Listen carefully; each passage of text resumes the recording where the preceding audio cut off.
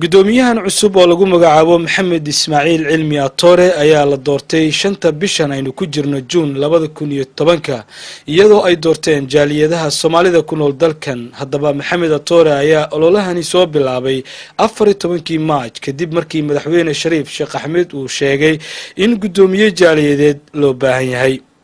waxa taariikhdu markii ay ahayd 14 bishii March la soo dhaafay aan u istaagay musharaxnimada gudoominimada jaaliyadda Soomaaliyeed ee UK waxa taasi ay ugu dhalisay kadib markaan arkay in jaaliyadda Soomaaliyeed ee UK ay u baahan tahay ummad midaysan oo unity ah lehna hal umbrella oo diaspora.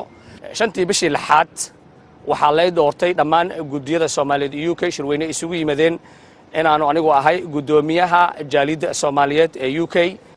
Maxamed Ismaaciil ayaa ka codsaday dhammaan jaaliyadaha inuu la kulmo isla markaana u bandhigo inuu yahay murashaxa jaaliyadda. Haddaba jaaliyadihii uu la kulmay bishii Maaj iyo Abriil ayaa waxa qaarkood hadaladooda ka mid ahaa. anigoo ku hadlaya wafdigan digli marifle aad marti qaadeen magaciisa go'aanka ugu dambeeyay waxa idin siin doona odayga beesha ayaa idin siin doona idinku soo dhaweyn idinku wareejin doona. waxaadna weydiisteen waa idinka qaanay haddii aan soo wada soconayo ahaanin markii wax la gaar kala dhuumisho in la kala aro yay daakataas haday dhacdan hadee waan naqana si baasha loo leexnaan waan naqana intan isu nimid ama intiina isu timaadeen aad idinkoo wada socda annagana aad noo yeedheen oo dahdeen warbal aynu waxa weeye meel waxooda wadno horta waa wax wanaagsan waan ku faraxsanahay ayaduna waa qaadanay sidoo ninka walaalkay uu sheegay ani ahaan waxaan aad ugu faraxsanahay nin oo dhalinyaro ah oo aniga aan la jaan qaadi karo oo la hadli karo si walba uu la sheekeyn karo inuu maanta soo sharxay aad ugu faraxsanahay.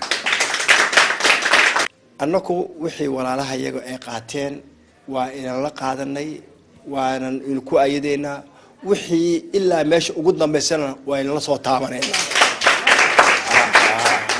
5 June ayay ahayd maalintii lagu dhawaaqay inuu Maxamed Ismaaciil uu noqdo gudoomiyaha jaaliyadda Soomaalida UK.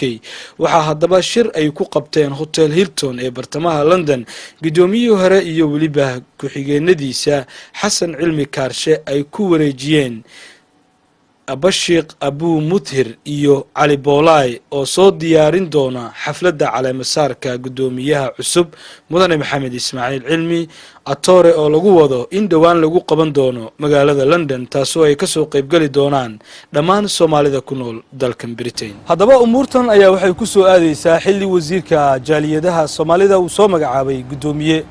sidee bay u arkaan dadka Soomaalida umuurtaasi? waa kan Ambassador Xooshow oo umuurtaasi ka hadlaya. jaaliyadaha faraha badan ee ku nool wadankan Ingiriiska gaar ahaan sida Nigerianka, Ghana, Pakistan iyo Bangladesh iyo Indidaba waxay mar walba iska doortaan gudoomiyaha iyaga matala. sida daraadeed dawladda federaalku waxay xaq u leedahay inay wadankan u soo magacaawdo safiir ama inay u soo magacaawdo oo u soo dirsato envoy. hase ahaatee wasiirka jaaliyaddu xaq uma laha in uu soo magacaabo gudoomiye jaaliyadeed. waa markii ugu horeysay jaaliyadda Soomaalida ama xubno kamid ah jaaliyadda Soomaalida ay u soo istaagaan jagadan gudoominimo tan iyo markii dawladda federaalka ku meergaarka madaxweynaha uu soo gaaray dalkan Ingiriiskan isla markaana uu ku dhiirigeliyay shacabka Soomaalida ee ku nool dalalkan qurbaha inay helaan gudoomiye jaaliyadeed ayaa horey waxay u lahayn jireen Somali community taasoo arrimahooda ay ku fulisan jireen. Ibrahim Umar Baafe wararka Universal London.